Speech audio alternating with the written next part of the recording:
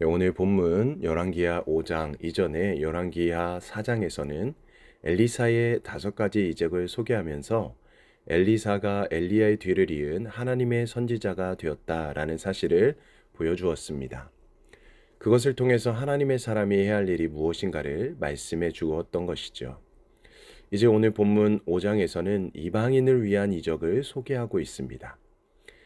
이는 하나님이 이스라엘의 하나님이실 뿐만 아니라 이방인들의 하나님도 되시고 온 열방의 하나님이심을 말해주고 있는 것이지요.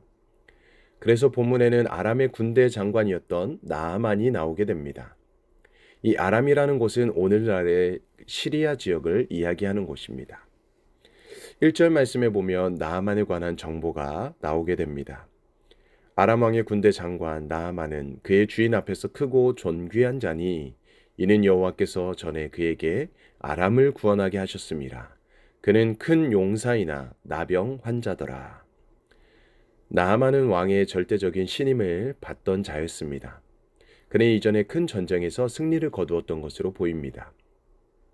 그것이 구체적으로 어떤 전쟁인지 알 수는 없지만 그는 나라를 구한 영웅이었습니다.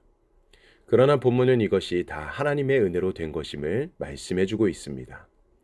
자, 그렇게 아람에서 크고 존귀한 자로 여김을 받는 그야말로 가질 것 다 가진 사람이라고 말할 수 있지만, 자, 그에게는 문제가 하나 있었습니다. 그는 그만 나병에 걸리고 말았다라는 것이지요. 오늘날은 적절히 치료하면 나을 수 있는 병이지만 당시에는 치료가 불가능한 병이었습니다. 자, 그런데 나아만의 집에 이스라엘에서 포로로 잡혀와 종이 된 소녀가 하나 있었습니다. 그리고 그 소녀로부터 놀라운 희소식을 듣게 됩니다. 3절 말씀에 보면 이 소녀는 자기의 고국 이스라엘에 선지자가 있는데 그 선지자라면 능히 나아만의 병을 고칠 수 있다라는 것입니다. 자, 이에 나아만은 아람 왕에게 가서 이 소녀의 말을 전하게 됩니다. 그는 아마도 뛸 듯이 기뻐하며 왕에게 이 사실을 고했을 것입니다. 자신이 나을 수 있다는 희망에 부풀어 있었을 것입니다. 그리고 왕의 허락을 받아서 이스라엘로 향하게 됩니다. 물론 한 나라의 군대 장관이 다른 나라에 간다는 것은 외교적으로 협의가 필요한 일이지요. 자, 그래서 아람 왕은 나아만을 위한 편지를 써서 보내게 됩니다. 자, 그리고 나아만은 은 10달란트와 금 6,000개, 그리고 의복 10벌을 가지고 가서 이스라엘 왕에게 선물과 왕의 편지를 전하게 됩니다.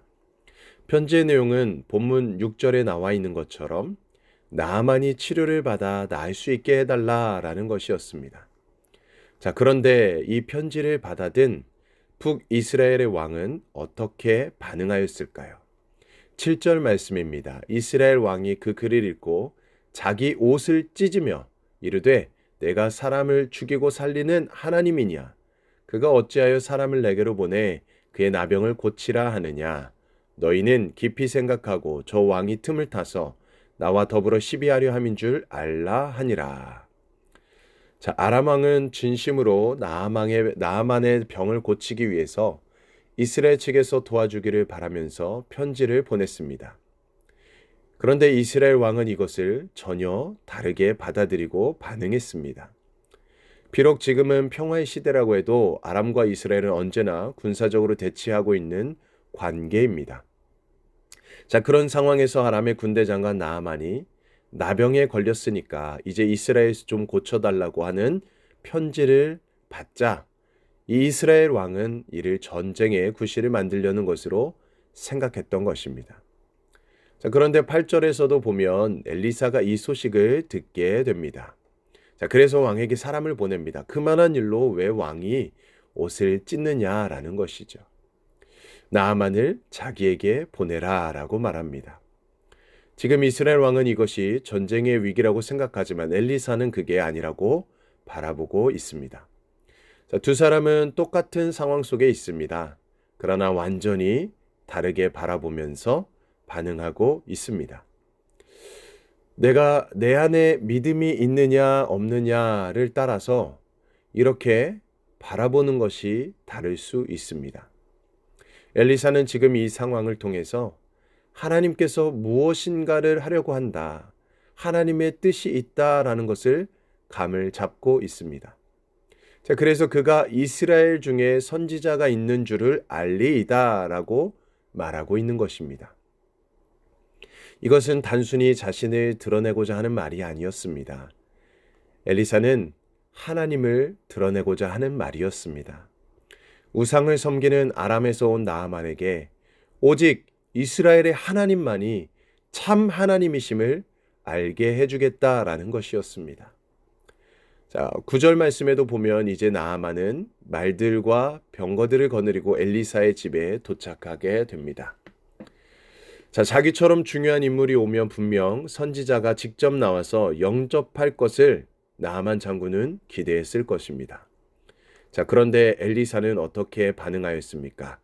10절 말씀에 보면 엘리사가 사자를 그에게 보내 이르되 너는 가서 요단강에 몸을 7번 씻으라. 내 살이 회복되어 깨끗하리라 하는지라. 엘리사는 나아만을 직접 맞이하며 영접하기는커녕 집안에 들어오게 하지 않고 직접 나와서 말해주지도 않습니다. 그냥 사람을 시켜서 요단강에 7번 목욕하면 나을 것이다 라는 말만 전하게 된 것입니다. 자, 이에 나아만은 분노가 머리가 끝까지 치밀어 오르게 되지요. 당연히 엘리사가 직접 나와서 정중히 자기를 맞이하고 하나님의 이름을 부르며 상체 위에 직접 안수하여 병을 고쳐줄 것을 그는 기대했을 것입니다. 자, 그런데 직접 나와보지도 않고 기껏 사람을 보내서 한다는 말이 요단강에서 가서 몸을 7번 씻으면 나을 것이라고 하니까 이게 얼마나 참 나아만 장군 입장에서는 기가 차고 얼마나 말이 안 되는 소리였겠습니까? 게다가 12절의 말씀에서도 보면 아람에 있는 아름답고 깨끗한 강들에 반해서 요단강은 그저 볼품도 없고 탁한 물이 흘렀습니다. 병을 낫게 하는 효염이 있으려면 적어도 자기 나라의 강만큼의 아름답고 깨끗해야 되는데 그렇지도 않은 요단강에서 씻으라고 하니까 분노가 극에 달한 것이죠. 그런데 엘리사는 왜 이렇게 나아만을 홀대했던 것일까요?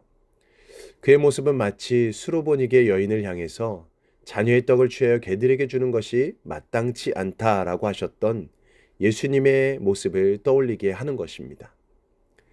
엘리사는 아람의 최고 권력자라고 할 수 있는 나아만을 시험하고 그에게 겸손과 순종을 가르치고자 이렇게 한 것이지요. 자, 그런데 11절 말씀에 잘 보면 나아만이 뭐라고 말하고 있습니까? 그의 문제는 무엇이었습니까? 자, 그는 내 생각에는 이라고 말하고 있다는 것입니다. 사실상 이것이 우리 삶의 모든 문제의 원인이 됩니다. 자기 생각을 고집하는 것, 자기 생각대로 해야 된다고 주장하는 것입니다. 그렇게 안 될 때에는 분노합니다. 이러한 나아만의 모습은 오늘 하나님을 믿는다고 하면서도 여전히 불신앙에 빠져드는 믿음의 연약한 모습을 보이는 우리의 모습이기도 합니다. 내 생각에는 그러면서 자신의 생각을 앞세우게 됩니다. 자, 그러면 어떻게 해야 합니까? 예수님이라면 이럴 때 어떻게 하실까라고 하는 유명의 책 제목처럼 우리는 먼저 주님을 생각해야 합니다. 그리고 주님의 생각은 과연 무엇인지 고민하며 기도해야 합니다. 그것이 바로 진정한 겸손한 모습인 것이지요. 자, 그때 13절에 보면 나아만의 종들이 나아만을 오히려 설득하고 있습니다. 그들의 말은 선지자가 아주 어려운 일을 시켜도 했을 텐데 강에서 씻는 일이 뭐가 어려운 일이라고 그냥 돌아가려고 하느냐라는 것이죠. 어떻게 보면 나아만은 참 인복이 많은 사람입니다. 엘리사의 존재를 알려준 이스라엘에서 온 소녀 종도 그렇고 지금 이렇게 지혜롭게 충언을 해주는 종들도 있었습니다. 그런데 생각해보면 이런 사람들이 주위에 많다라는 것은 나아만 자신도 좋은 사람이었다라는 것을 말해줍니다. 자, 그래서 보면 나아만은 종들의 말을 귀담아 듣게 됩니다. 어떻게 보면 이게 쉽지 않은 일이지요. 대단한 일이라고 할 수 있습니다. 나아만의 상황이 지금 분노가 극에 달한 상황이었고 자존심도 상할 대로 상한 상황입니다. 그러면 대부분의 사람들은 아무리 좋은 말을 해도 잘 듣지 않습니다. 자기의 고집만 부립니다. 그래서 보통 사람 같으면 이 상황에서 오히려 종들을 핀잔하고 무시하고 벌을 내렸을 수도 있습니다. 자, 그럼에도 나하만은 종들의 말을 들었다는 것입니다. 자신의 고집과 자존심을 내세우기보다는 그 말이 옳은 말이라고 판단하고 그 말을 따랐다라는 것이죠. 자, 결국 14절 말씀처럼 나하만은 요단강에서 7번 몸을 담갔습니다. 그리고 그의 병은 놀랍게도 치유되게 됩니다. 자, 이처럼 내 생각에는 이라고 말하며 분노하던 나하만은 하나님의 사람의 말대로 하여 치유되고 깨끗하게 되었습니다. 그러므로 오늘 우리도 이런 겸손과 지혜가 필요합니다. 들을 줄 아는 귀가 열려야 하는 것입니다. 내 생각에는 이라고 하며 내 생각만 고집하고 자기 말만 주장하지 말아야 합니다. 대부분의 사람들은 스스로를 지혜롭고 똑똑하다고 여기면서 이렇게 내 생각에는 이라고 말하며 살아가지만 사실 우리는 어리석고 죄 많은 자들입니다.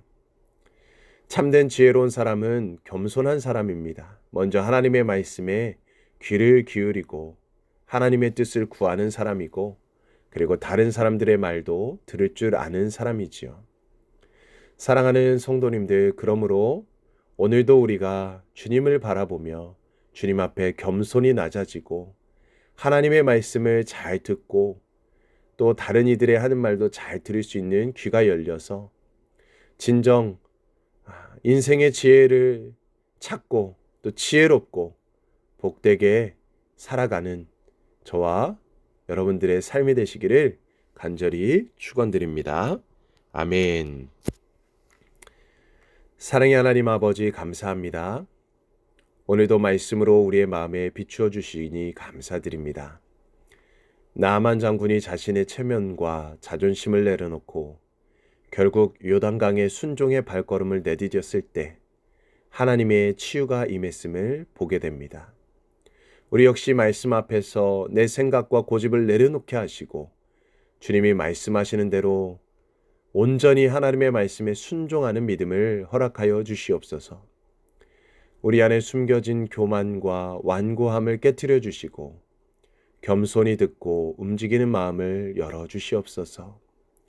때로는 이해가 되지 않아도 기도 응답이 더딘 것 같아도 주님이 하라 하시는 대로 순종할 때 우리에게 새 생명과 회복의 은혜를 보게 하실 줄로 믿습니다. 오늘 하루도 나아만이 요단강에 몸을 담갔던 것처럼 우리의 생각과 마음을 주님의 은혜 속에 잠기게 하시며 말씀의 물로 새롭게 씻어주시고 직장에서도 가정에서도 만나는 모든 자리마다 순종으로 살아가는 하나님의 사람 되게 하여 주시옵소서. 우리의 모든 병든 몸과 마음과 관계와 삶의 자리에도 주님의 능력의 손을 얹어주셔서 회복과 치유의 역사가 일어나게 하여 주시옵소서. 오늘도 주님께 맡기며 주님의 은혜를 기대하며 나아갑니다. 감사드리며 예수님의 이름으로 간절히 기도드립니다. 아멘. 오늘은 우리 멕시코 라준영 방주일 선교사님, 아르헨티나 김우진 박경희 강기한 이육 선교사님으로 해서 함께 기도해 주시고 특별히 당회원 수련회 기간 중에 있습니다. 오늘까지 진행되는데 모든 것이 한마음 한뜻으로 잘 준비되고 진행될 수 있도록 또 모든 일정과 안전을 위해서 기도해 주시기 바랍니다. 12월에 있을 많은 사역들이 있습니다. 주님의 은혜 가운데 또 모든 사역이 잘 진행되고 하나님께 영광 나타나는 시간이 될 수 있도록 기도해 주시길 바랍니다. 또 이 시간 우리 개인과 가정과 또 우리 일터와 또 우리 교회를 위해서 또 이 나라 민족 세계와 열방을 위해서 주님의 이름만 모여치며 간절히 기도합니다. 주여